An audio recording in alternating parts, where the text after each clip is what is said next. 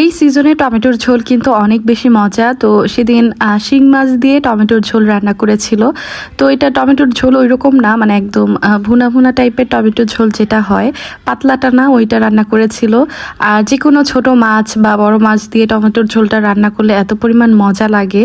মায়ের হাতের টমেটোর ঝোলটা কিন্তু অনেক বেশি মজা, যদিও সব রান্নাই অনেক বেশি মজা হয়। সেদিন মেইনলি তফার জন্য টমেটোর ঝোলটা রান্না করেছিল। তফা অনেক বেশি পছন্দ করে। আমি এদিকে বেগুন ভাজতেছিলাম। বেগুনটা একদম পোড়া পোড়া ভাজি করলে আমার কাছে বেশি ভালো লাগে, তো আমি একটু পোড়া পোড়া টাইপেরই করেছিলাম।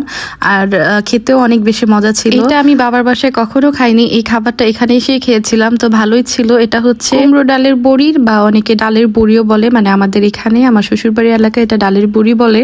তো এই খাবারটা একদম ভালো করে তেলে ভেজে তারপর মাছ দিয়ে ঝোলঝোল করে রান্না করা হয়। এটা একদম ফুলে ডাবল হয়ে যায় আর একদম নরম সফট হয়ে যায়, খেতে অনেক বেশি মজা। তো এটা আমি আগে কখনো দেখিও নি বা আগে কখনো খাইও নি, তো এই বাসায় এসেই খেয়েছিলাম। তো সেদিন আবার তফা বিকেলে বাহিরে গিয়েছিল, আর আসার সময় কোয়েল পাখির ডিম নিয়ে আসছে। তো ভাবলাম যে ডিমের রেসিপি করা যাক, মানে যে সালাদ দিয়ে যে ডিমটা খাওয়া হয়, এই জন্য আমি সবগুলা ডিম ভালো করে ধুয়ে সিদ্ধ বসায় দিয়েছিলাম। আসলে কোয়েল পাখির ডিমগুলা দেখতে কিন্তু নোংরা লাগে, মানে দেখতে মনে হয় অনেক বেশি ময়লা, কিন্তু কালারগুলাই কিন্তু এরকম থাকে। আমাদের বাসার বিকেলে একটি কমন খাবার হচ্ছে মুড়ি মাখা। এই মুড়ি মাখাটা বিকেলে সবাই বেশি পছন্দ করে, মানে সন্ধ্যার দিকে। তো এখানে মা সুন্দর করে মানে সবকিছু মেখে নিচ্ছিল।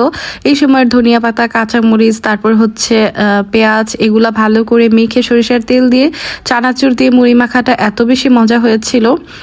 মুড়ি যেভাবেই মাখা হোক আমাদের বাসা সবাই অনেক বেশি পছন্দ, আবার খালি খেতে অনেকে বেশি পছন্দ করে, বা তরকারির সাথে ভাতের সাথে দিয়েও মুড়ি খায় দাদি বা মা, অনেক বেশি পছন্দ করে খেতে।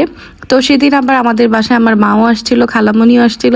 তো মা আর খালামণি মুড়ি বানানোর দায়িত্বটা নিয়েছিল। তো মাখানোর এই মিশ্রণটা যত বেশি ভালো হয়, মানে মাখানোটা যত বেশি ভালো হয়, খেতে কিন্তু ততটাই মজা হয়। তো এই চানাচুরটা দিয়ে যখন মাখা হয়েছে, মানে একটু মিষ্টি স্বাদের ছিল চানাচুর, মানে হালকা মিষ্টি ছিল, ঝাল ছিল, তো এই কারণে আরো বেশি মজা ছিল। রোজার মধ্যে যে বুরিন্দা দিয়ে মুড়ি মাখানো হয় সেটা আমার অনেক বেশি পছন্দ। তো রোজার পরে যখনই মুড়ি মাখানো হয়, রোজার মতো কিন্তু এত টেস্ট হয় না, বাট এটাও খারাপ ছিল না, অনেক বেশি মজা ছিল।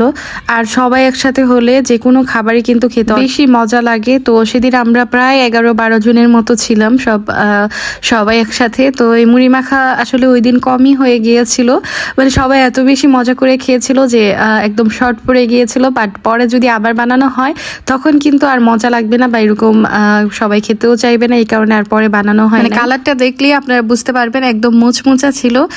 মুড়ির মধ্যে শসা বা টমেটো দিলে কিন্তু ভালো লাগে, বাট মা যেহেতু পছন্দ করে না, মানে মুড়িটা একদম নরম হয়ে যায়, মচমুচা মুড়িটা খেতে বেশি ভালো লাগে, এই কারণে এইভাবেই মাখানো হয় সব সময়।